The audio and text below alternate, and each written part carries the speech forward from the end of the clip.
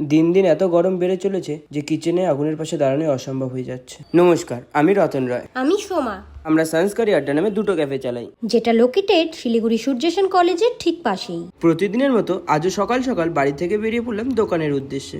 আজ খুব গরম পড়েছে, জানি না সারাটা দিন কিভাবে কাটবে। কিচেনে আমার খুব একটা কাজ না থাকায় আমার তেমন একটা প্রবলেম হয় না, কিন্তু ওর সমস্ত কাজ কিচেনে, আর আমাদের কিচেনে ফ্যান না থাকায় ওর গরমে খুব অসুবিধে হয়। বিজনেসে আপ ডাউন দুটোই থাকে, কিন্তু যখন সেটা লং টাইম হয়ে যায় তখনই হয়ে যায় সমস্যা।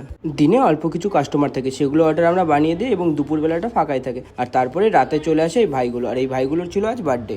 তাদের কিছু অর্ডার থাকে, সেগুলো আমরা বানিয়ে দিই। তারপরেই দোকানে আসে আমাদের বন্ধু, তার সাথে বেশ কিছুক্ষণ গল্প করে আমরা দোকান বন্ধ করে চলে যাই ওকে রুমে ছাড়তে। ওকে ছাড়তে যাওয়ার আগে আমরা চলে যাই একটি দোকানে, আর সেখান থেকে আমরা একটা চকলেট নিয়ে আমি ওকে দিতে থাকি। আর তখনই আমার বন্ধু বলে আমি একটা ব্লগ করব। আমি আমার বন্ধুর হাতে ফোন দেওয়ার পরে তারপরে আমার বন্ধু যা করে।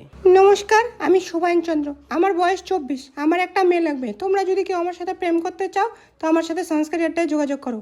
তারপর ওকে বাড়ি ছেড়ে আমরা চলে যাই বাড়ি। এই ভিডিওটা এই পর্যন্তই। যদি তোমাদের ভালো লাগে অবশ্যই লাইক, কমেন্ট, শেয়ার করে দিও।